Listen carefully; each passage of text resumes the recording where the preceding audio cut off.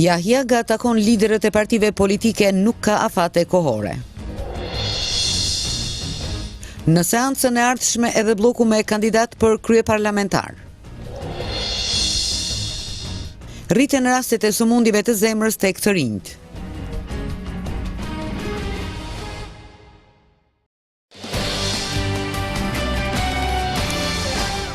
Presidenti Atifete Yahyaga ka nisur fazën e dytë të takimeve me partitë politike. Të parët në takim ka ftuar PDK-n. Nënkryetari Hayreddin Kuqi pas takimit ka thënë se presidentja ende është në fazën e konsultimeve dhe nuk ka pasur ndonjë propozim konkret për dalje nga situata e krijuar pas zgjedhjeve të 8 qershorit. Në këtë drejtim besoj që të gjitha palët do të respektojnë rezultatet e 8 qershorit, do të respektojnë vendimin e gjykatës kushtetuese dhe zgjidhja do të jetë me legitimitet demokratik dhe legalitet institucional. Ai ndër të tjera ka thënë se për PDK-n zgjedhjet janë zgjidhja e fundit që do të dëshironte, por nuk i përjashton ato. Kryetari i Lidhjes Demokratike të Kosovës Isa Mustafa pas takimit me presidenten Yahyaga ka thënë se nuk pranojnë kryeministër konsensual. Nuk ka opsion të tillë, ne nuk dëgjuam një opsion të tillë të kryeministrit konsensual. Ne nuk jemi në kohë që as jemi tani në një periudhë kohore në cilën ne duhet bëjmë kryeministra të tillë, kryeministri duhet të jetë vullnet i shumicës. Sa i përket vazhdimit të seancës konstituive, Mustafa ka thënë se herën e parë do të jepet rasti PDK-s për të votuar kandidatin e saj për kryetar të kuvendit e më pas deputetët e partive të bllokut do të votojnë kandidatin tjetër në bazë të vullnetit të shumicës parlamentare.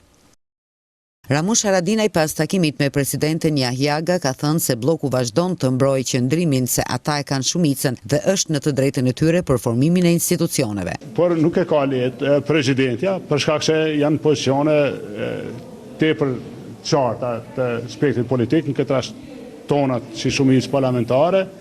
Shpresojmë që do të krijohet një vullnet i gjithëve në vend që shumica parlamentare në vend të ndërtojnë institucionet.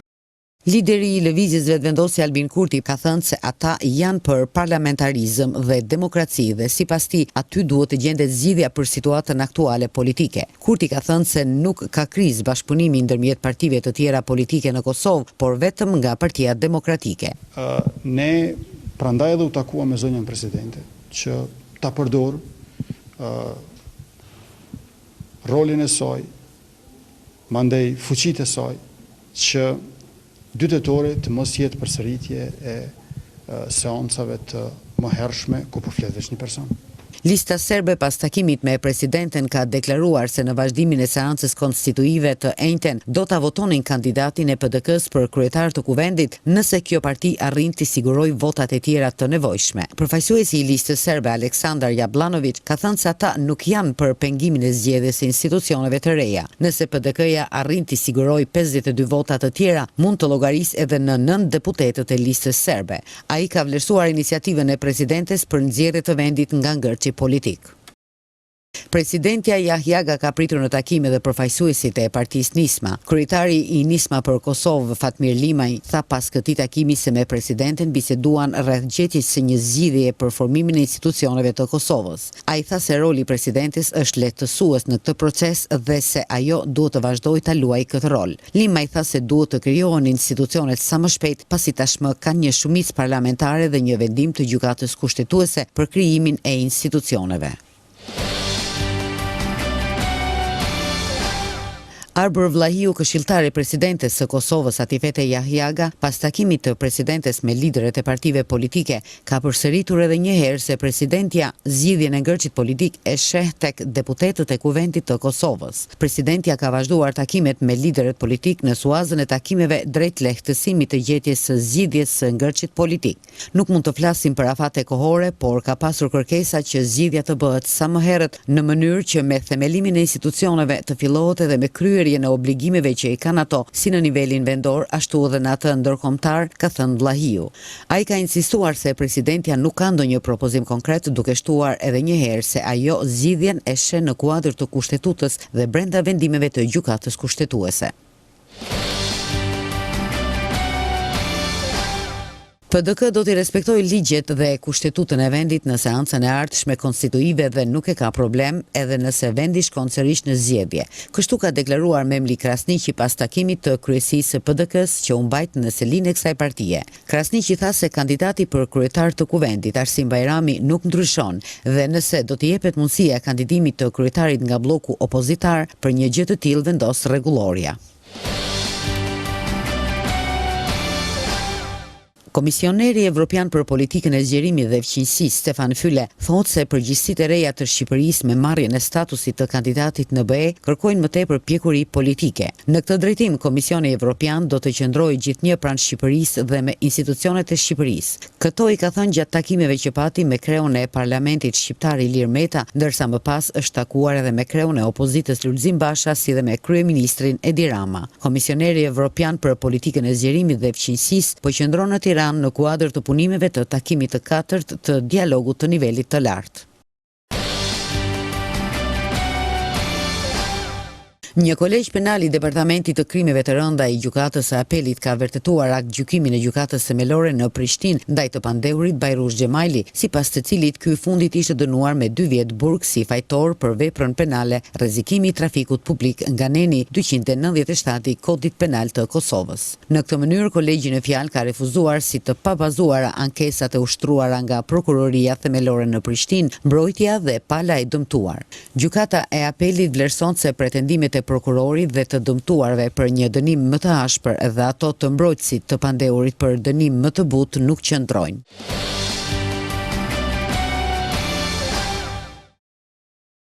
Pavarësisht progresit të përditshëm, për kosovarët të jetuarit të shëndetshëm akoma nuk është prioritet.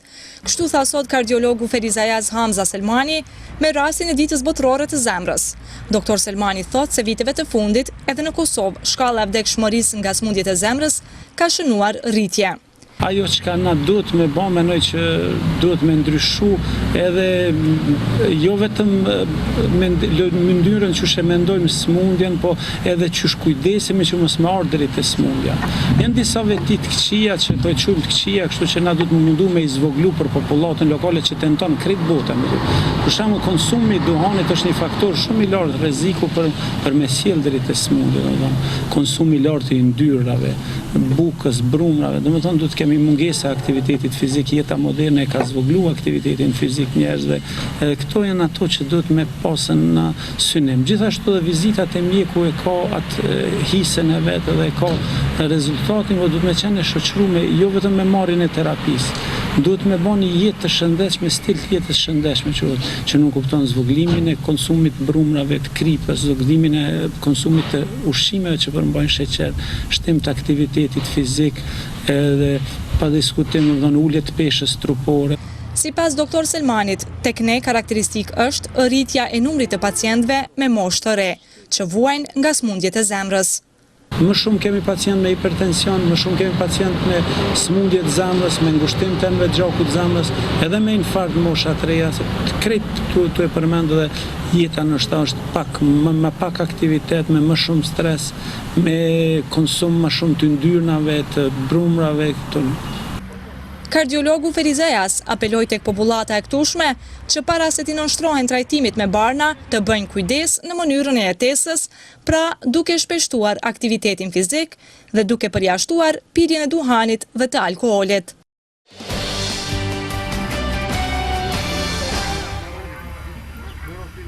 Banorë të fshatit zllatar të Ferizajt janë në hall të madh me shtyllat e deformuara të rrjetit elektrik. Disa nga këto shtylla, pos që mund të rrëzohen, ato paraqesin rrezik për jetën dhe pasurinë e banorëve.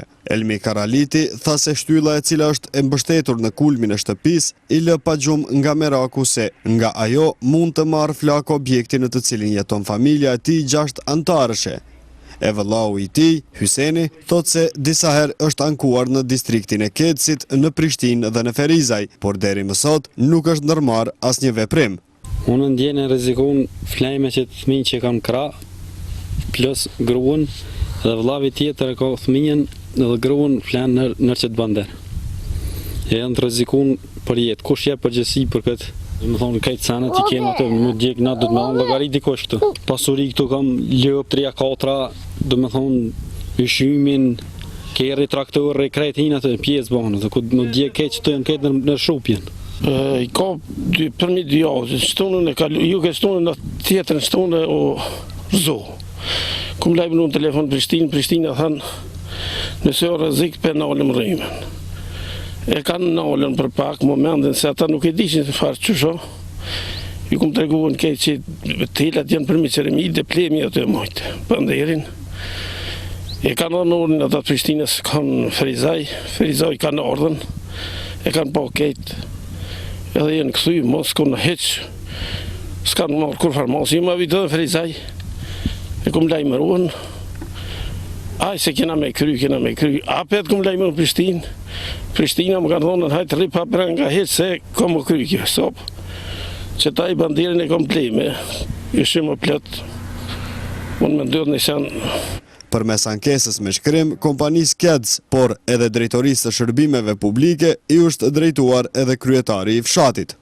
Këtë rast e kemë lajmëruar edhe me shkrim, jem mankuar kemë bo kërkesë edhe kuvendit komunal, drejtorisë për shërbime publike, kemë bo kërkesë edhe në KEK, dhe pas kërkesës që kemë bo me shkrim, kjo ka qenë me 15-in, 10-in, dhe me thonë kemë shku disa herë të takomi dhe të morën me masa të pysim pse nuk po reagohet.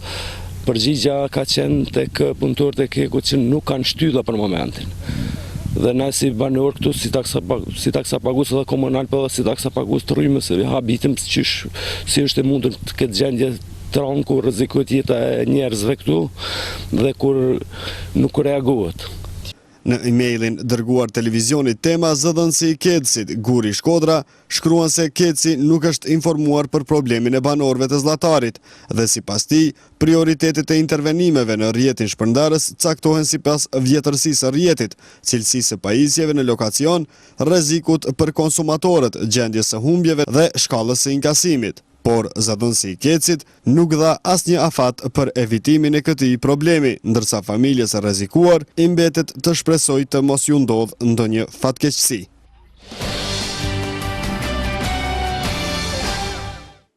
Për krahe klubin tënd është motoja një kartele prodhuar nga klubi basketit Kastrioti në Ferizaj. Me këtë kartel, kryesia e re e basketbollistëve ferizajas parashet të mbledhti fë serioz, të cilët konsiderohen njerëz të rëndësishëm të vendit dhe ndjekës të rregull të basketit.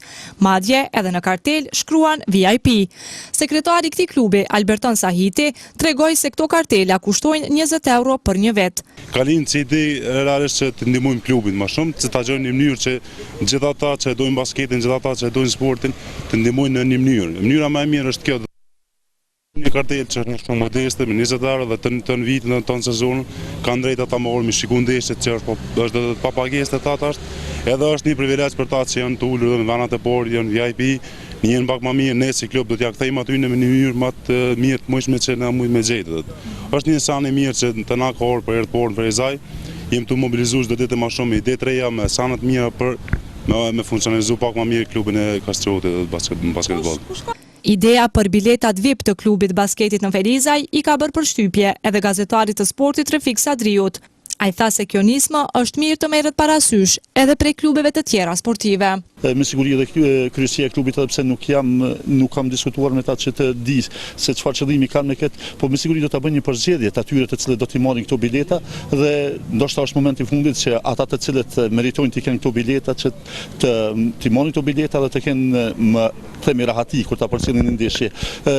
Këso iniciative unë besoj që do të ishte mirë të bashkangjitin edhe klubet e tjera nga Ferizaj, pse jo edhe handbolli, futbolli edhe sportet e tjera. Drejtues të klubit të basketit shpresojnë se ky klub si vjet do të ndihmohet edhe nga donator e dashamirë të këtij sporti. Edhe pse komuna e ka ndihmuar klubin vetëm me 1.500 euro deri tani, sekretari Alberton Sahiti thotë se është i kënaqur me këtë përkraje të qeverisë lokale. Kemoni përkroje shumë më nga drejtori, po besojmë start kemi me kryetarin dhe edhe prej tij të morën përkroje. Kemi përkroje edhe nga donatorë tjerë, firma tjera, është konkretisht dhe kryesisht është Kuvendi Komunal i Ferizajit. Klubi basketit është në fazën e përgatitjeve për kampionat të ri. U bë ditur se ndeshja e parë për si vjet do të zhvillohet me 4 ose 5 tetor, ku Kastrioti do të përballet me Trepshën në palestrën Bill Clinton në Ferizaj.